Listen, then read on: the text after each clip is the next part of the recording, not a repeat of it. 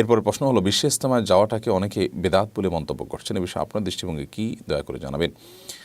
দেখুন, এই বিষয়ে আমরা এর আগে একাধিকবার বলেছি বিভিন্ন সময় যে বিশ্ব ইজতেমা এটা অন্য 10টি ওয়াজ মাহফিল বা অন্য 10টি ইজতেমা বা ইসলামী আলোচনা অনুষ্ঠানের মতোই। এখানে সাধারণত মানুষকে দিনী বিষয়ে উদ্বুদ্ধ করা হয় এবং দিনী চেতনা জাগ্রত করবার জন্য মোটিভেশনাল আলোচনা বয়ান পেশ করা হয়ে থাকে। কোনো মুসলমান যদি সেখানে আলোচনা শোনার জন্য নিজের দিনী চেতনাকে ধার দেওয়ার জন্য এবং দিনী চেতনায় উদ্বুদ্ধ হওয়ার জন্য সেখানে যান, তাহলে সেক্ষেত্রে সে যাওয়াটা প্রশংসনীয়। এটা নিন্দনীয় হওয়ার কোনো কারণ নেই, এটা বেদাত হওয়ার কোনো কারণ নেই। তবে যদি কেউ এখানে যাওয়াটাকেই স্বতন্ত্র ইবাদত মনে করেন এবং এখানে যাওয়াটাকেই স্বতন্ত্র সওয়াবের কারণ মনে করেন, কিংবা এটার কোনো অলৌকিক এবং আধ্যাত্মিক কোনো বিশেষত্ব আছে সেরকম বিশ্বাস থেকে তিনি যান, তাহলে সেটা নাজায়েজ হতে পারে, সেটা ভ্রান্তি হতে পারে।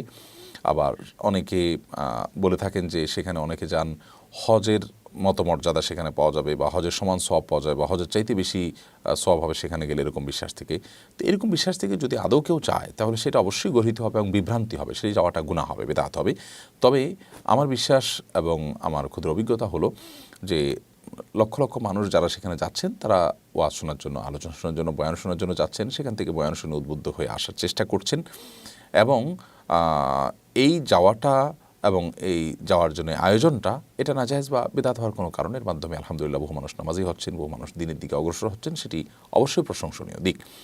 যদি সেখানে কোনো ভুল কথা বলা হয়, ভুল কোনো আলোচনা করা হয়, তাহলে সেই জায়গাটা নিন্দনীয় হতে পারে। সেটা তো শুধু বিশ্ব ইজতেমার সাথে খাস নয়, সেটা তো যেই কোনো দিনই মাহফিলই হতে পারে ধরনের ভুল কথা। তাই বলে ওই মাহফিলটাকে বিদআত বলার তো কোনো কারণ থাকতে পারে না, এই সম্ভাবনার কারণে অন্তত।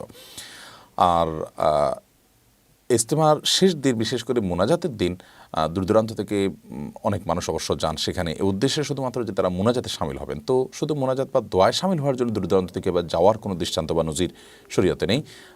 দিনই আলোচনা শোনার জন্য যাবেন, সেটি মৌলিকভাবে প্রশংসনীয় এবং তার মাধ্যমে আমরা উপকৃত হব, এতে কোনো সন্দেহ নেই। সেখানকার আলোচনার যে বিষয়বস্তু আছে, বক্তব্যের যে বিষয়বস্তু আছে, সেগুলো আমরা যেমনটি বললাম সাধারণত মোটিভেশনাল স্পিচ হয়ে থাকে। অতএব মোটিভেশনাল স্পিচ শোনার জন্য আপনি সেখানে যাওয়াটা, এটাকে নিন্দনীয় মনে করা বা বেদাত মনে করা আমি কোনো কারণ অন্তত দেখছি না।